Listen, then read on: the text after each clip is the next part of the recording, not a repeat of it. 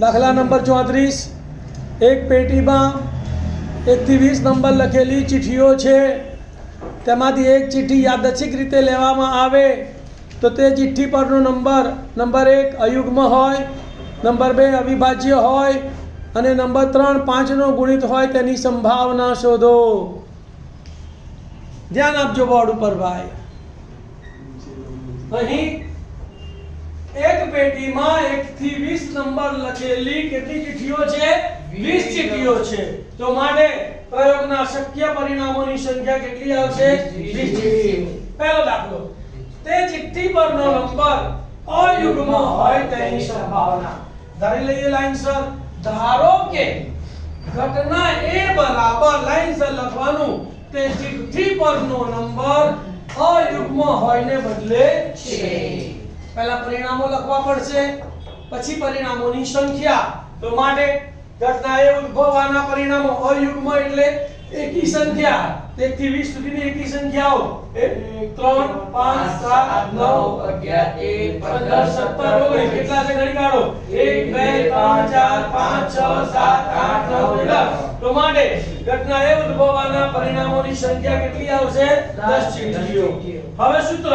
હવે P of A બરાબર ઘટના એ ઉદ્ભવવાના પરિણામોની સંખ્યા છેદમાં પ્રયોગના શક્ય કુલ પરિણામોની સંખ્યા. તો બરાબર 10 છેદમાં 20. શૂન્ય ગઈ. તો માટે P of A બરાબર 1/2. બીજો દાખલો, ચિઠ્ઠી પરનો નંબર અવિભાજ્ય હોય તેની સંભાવના. હવે એને આપણે ઘટના B ધારીશું.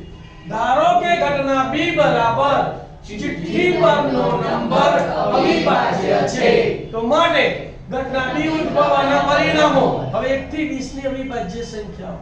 1 વિભાજ્ય પણ નહીં, અવિભાજ્ય 1 નહીં આવે, 2 આવશે, 3 આવશે, 4 નહીં આવે, 5 આવશે, 6 નહીં આવે, 7 આવશે, 8 9 10 નહીં આવે, 11 આવશે, 12 નહીં આવે, 13 આવશે, 14 15 16 નહીં આવે, 17 આવશે, 18 નહીં આવે, 19 આવશે, 20 નહીં આવે. તો કેટલા પરિણામો થયા? 1 2 3 4 5 6 7 8. તો માટે ઘટના B ઉદ્ભવવાના પરિણામોની સંખ્યા બરાબર 8 ચિઠ્ઠીઓ. હવે સૂત્ર લખીશું.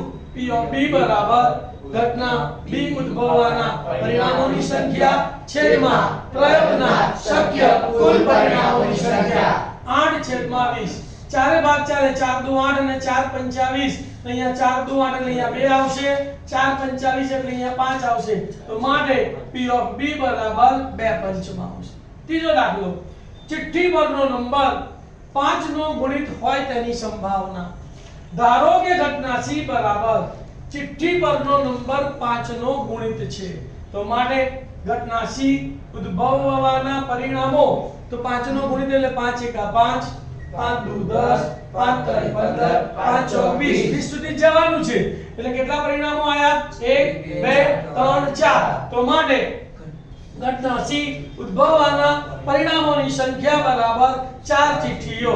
હવે P of C બરાબર ઘટના C ઉદ્ભવવાના પરિણામોની સંખ્યા છેદમાં પ્રયોગના શક્ય કુલ પરિણામોની સંખ્યા. તો બરાબર 4 છેદમાં 20. 4 એકા 4 એટલે અંશમાં 1 આવશે, 4 25 એટલે છેદમાં 5 આવશે. તો માટે P of C બરાબર 1/5.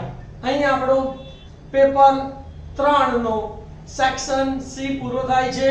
વિદ્યાર્થી મિત્રો, તમારા જેવા અસંખ્ય વિદ્યાર્થીઓને આનો લાભ મળે તે માટે તમે વિદ્યાર્થીઓને શેર કરજો. Thank you. ઓમ નમઃ શિવાય.